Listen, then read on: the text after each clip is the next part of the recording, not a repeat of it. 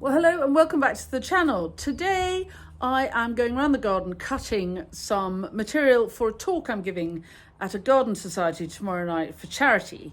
And I thought it was an opportunity to have a little tour of the flower farm, which we haven't done for a while. And it might be fun, the things I choose to cut. So come along with me and let's go visit a flower farm in sunny Somerset. Weather's gorgeous, mid-September. Let's make the most of it. And if you're new to the channel, you're very welcome. Please do subscribe, press the bell icon, and we'll tell you when we've got more clips coming up.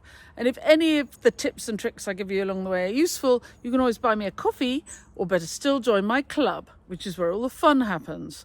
Links for coffee buying and club membership are in the blurb to all my clips. And the barks are Tea Cake, my border terrier, who's protecting me from marauding butterflies. So those of you who know me well know at this stage I pick up my trolley and you get the rattle of the trolley. It's only got one bucket in it because I'm cutting for a demo. But it's one of those weeks when I'm very conscious of what I've got coming up. So flower farming is a very busy job. Ideally one is busy all the time because then there's an income. And so my week so far, Tuesday. So yesterday I had a brilliant Zoom meeting with the Grown Not Flown guys in Australia. We're just going past the meadow. I'm going to put you back on, for some reason you're on cinematic. I'm going to put you on ordinary filming and then you can see. That's better, you can see more now. So, yes, yesterday morning I was talking to the Grown Not Flown guys, Nikki and Sam Baff in Australia. And the awful thing is I cannot remember what took up the rest of Monday. A lot of admin, bill paying, that's what I do on Mondays. Oh yes, I had a meeting with my colleague Nicola. This is the meadow behind us, Wildflower Meadow in September. It's an online meeting with Nicola, talking about the website and new workshops and demos that are coming up. And she's doing all the work to get the pages ready to launch on the website. And then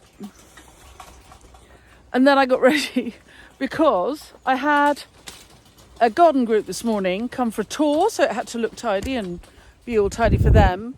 But tomorrow is Wednesday, and I have a group coming for a career change flower farming day, which will be really fun.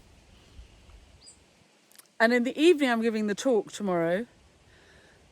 And then on Thursday I'm cutting 14 buckets for a wedding. And then on Thursday evening I have my live at 5. Friday morning I've got the bride coming to pick up her 14 buckets. And then I've got a meeting with somebody about Substack because I don't know anything about it and people keep telling me I need to do Substack. So I'm going to find out about that. And then Nicola's coming here to do photography and some other stuff.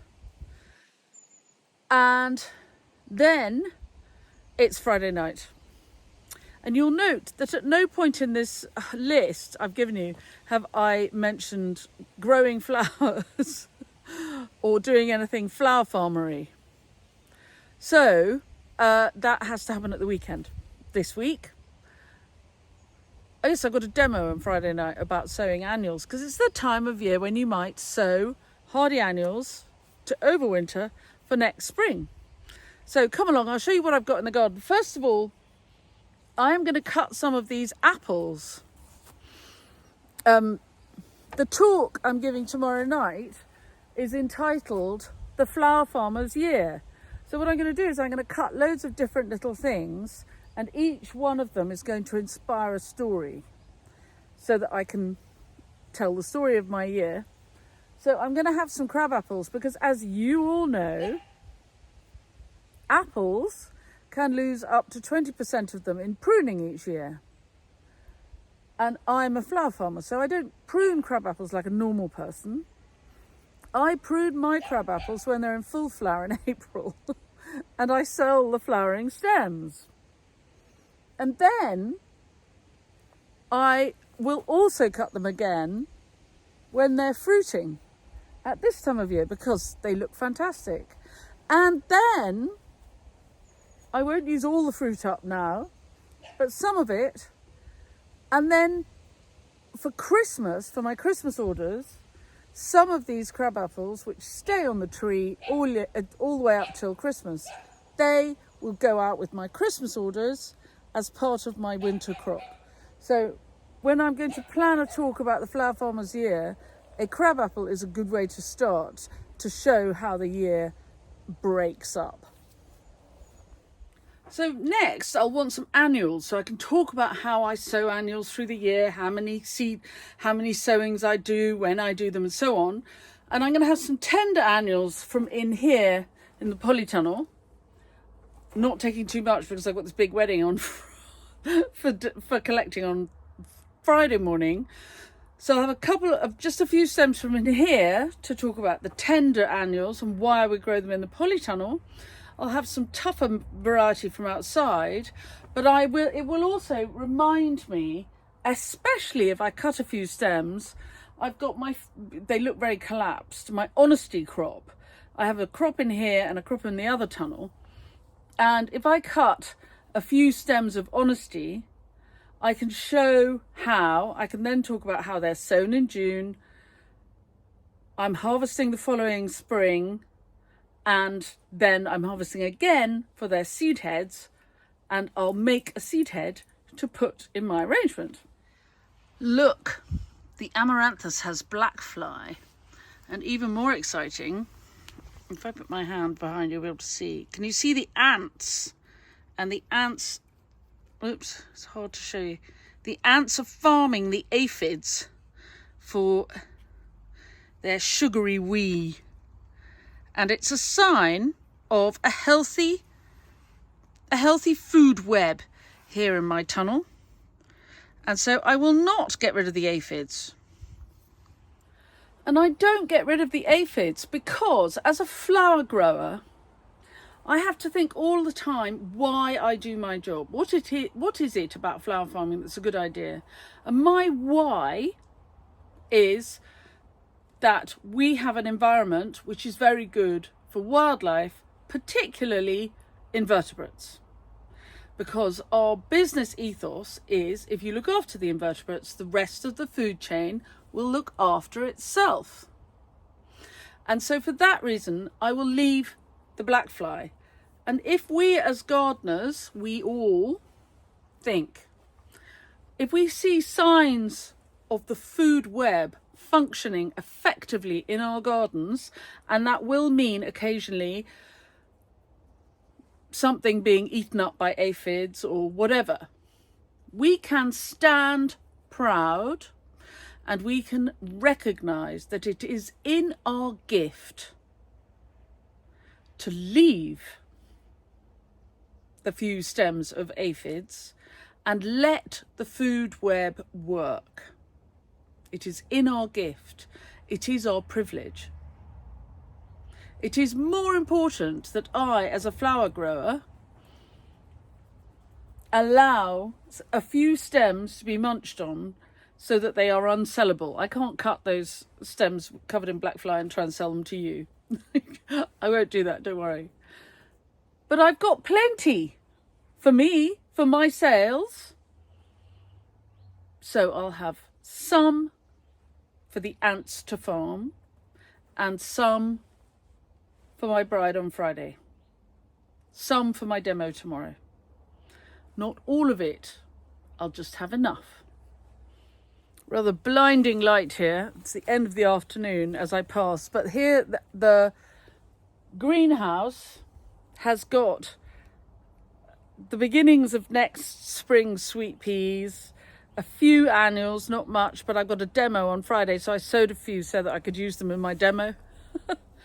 But I wouldn't normally be sowing so early. If anybody watched the clip about taking cuttings, there they all are. Just quietly getting on. It's quite warm in here at this time of day, so I keep the doors open. The lids are only on things which I'm waiting to germinate so that the surface doesn't dry out, and then the lids will come off. And all of this, that reminds me, if I take a couple of stems of my tender salvias with me for my demo, I can talk about taking cuttings for next year and how that's part of my Flower Farmers year. But I can also remind Bourton Horticultural Society about potentially having a plant sale. I'm sure they have a plant sale. Having a plant sale, as we will, on the 10th of May 2025. And they can scribble that in their gut because they're only a couple of miles away. So I fully expect to see them at my plant sale next May. This is my other tunnel, and you can see that in here, there's not a huge amount in here. This is where my first big sweet pea crop was. But there are sort of triffid-like plants popping up, and they are Nicandra physiloides, the shoe-fly plant. And I grow them for their seed heads for Christmas.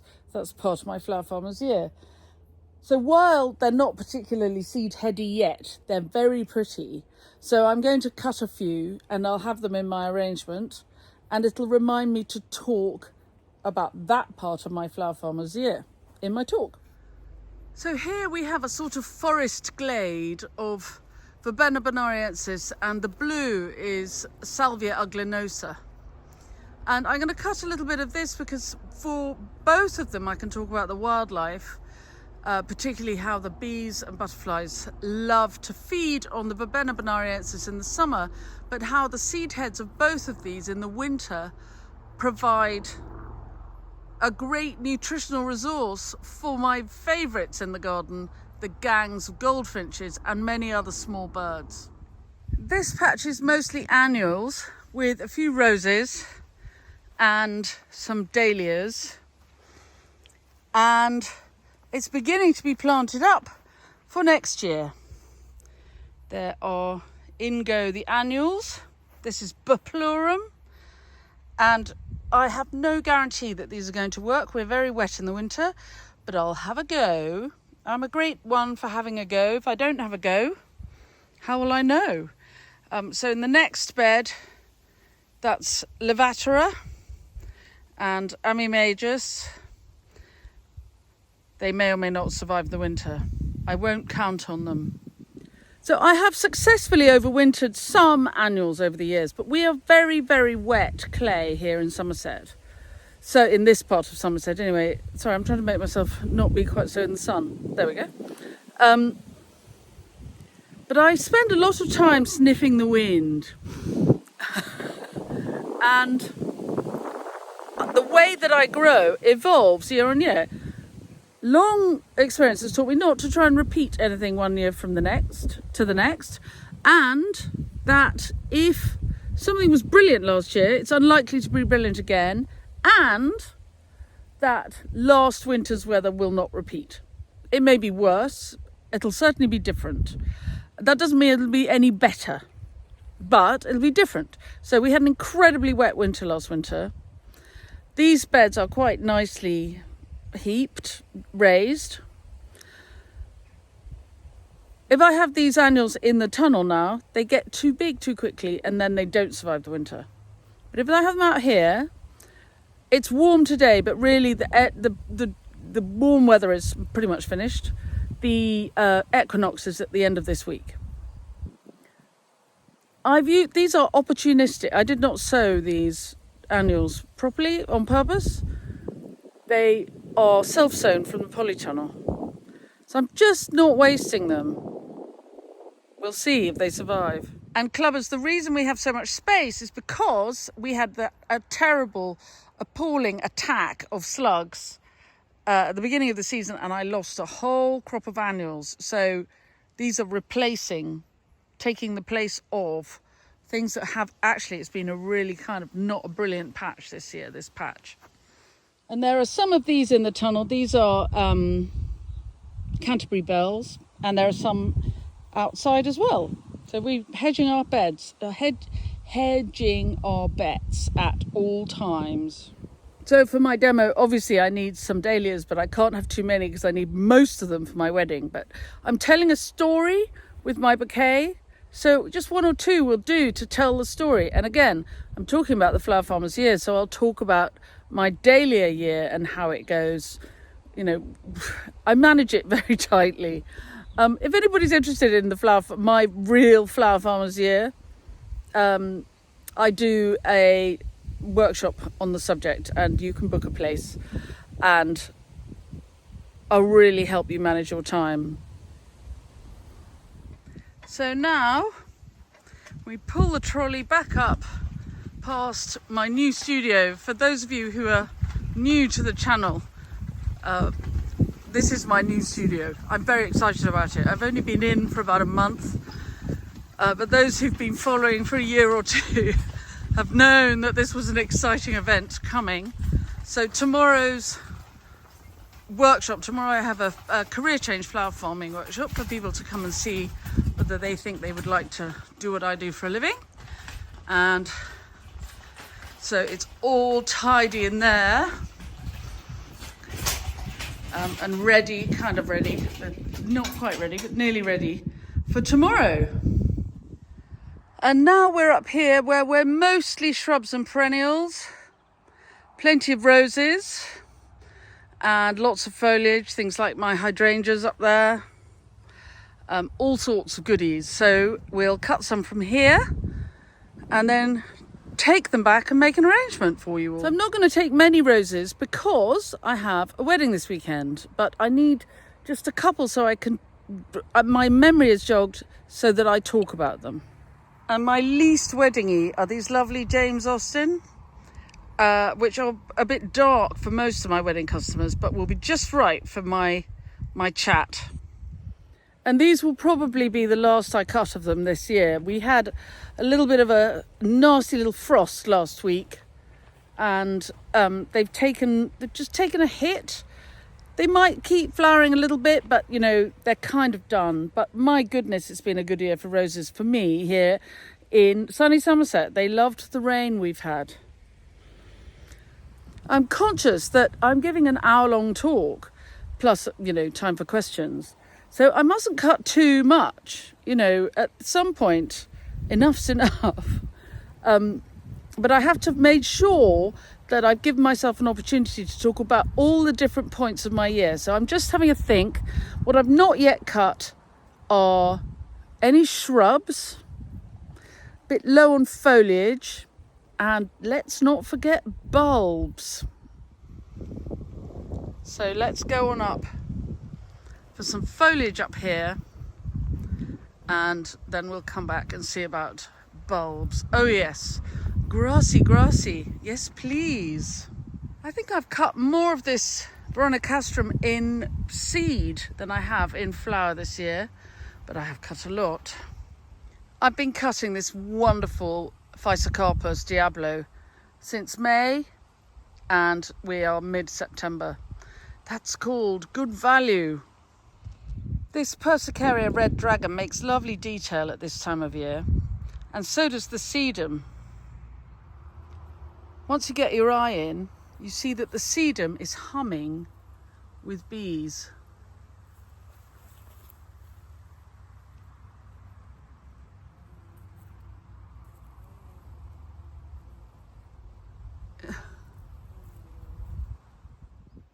I love these goosenecks, seed heads, so I'm going to cut some.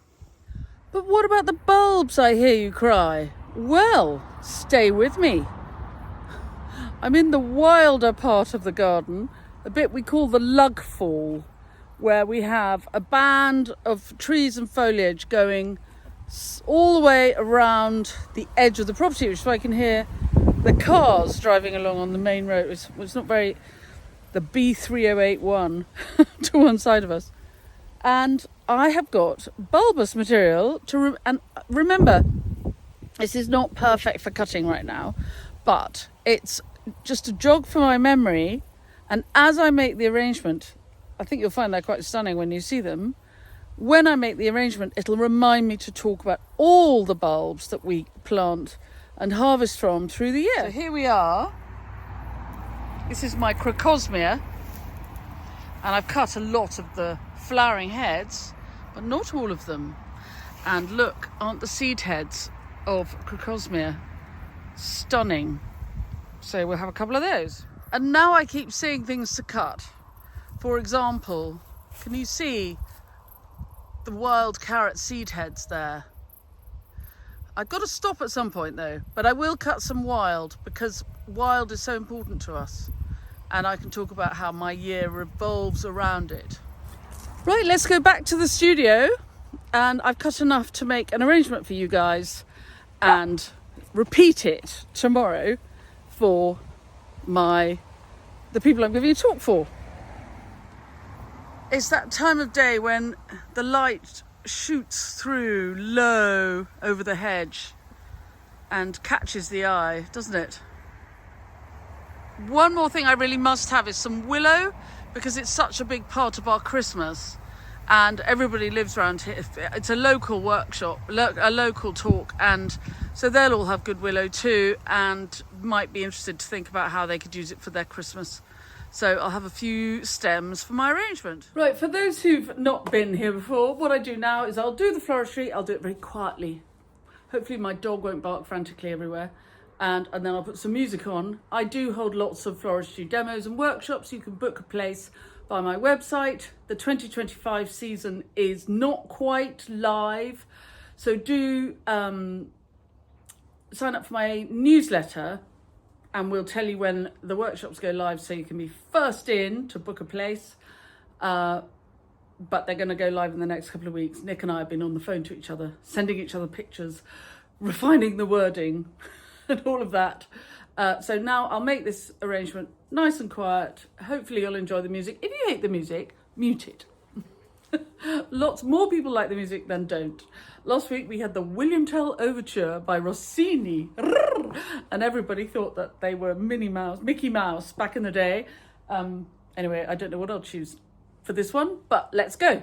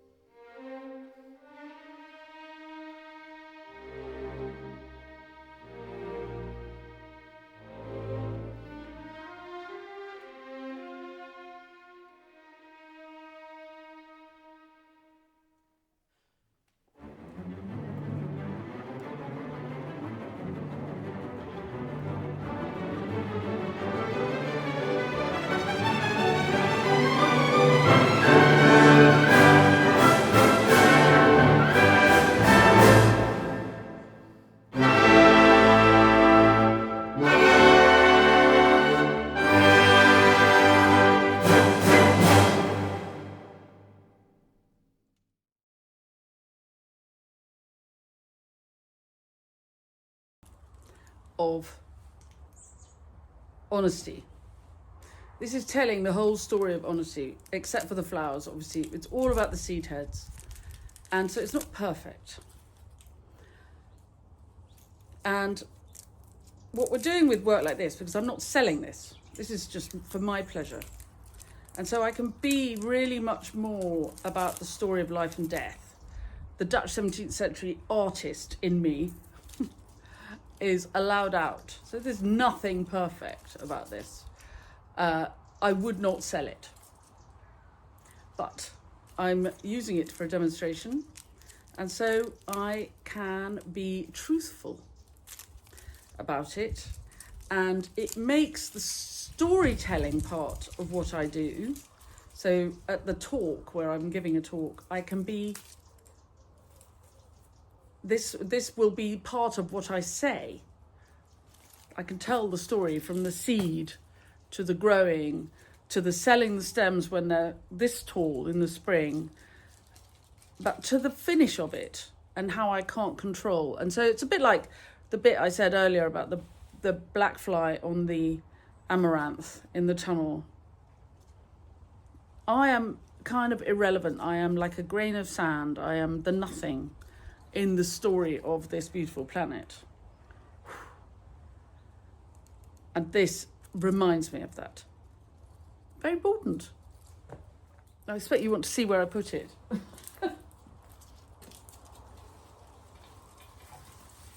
And the answer is, it doesn't really matter. Right, come and have a look. I know the light's not brilliant. We'll get all romantic and have it on the cinematic way of looking at it. There we are. Même si je le dis moi-même. There's a certain amount of drama in there. The gloom. I love a gloomy arrangement. I love romance and darkness. But obviously not every wedding wants this. So this is me doing what I enjoy. And it's a really nice mix for me to use at my talk and demo tomorrow night for the gardening club in aid of charity. I think it's such a long time that when you book a gardening club talk, it's like a year or 18 months in advance. So I think that the money is going to the brain tumor charity, which is something I mind about. This dahlia is called tartan. The cosmos is called purity. And the rose is James Austen.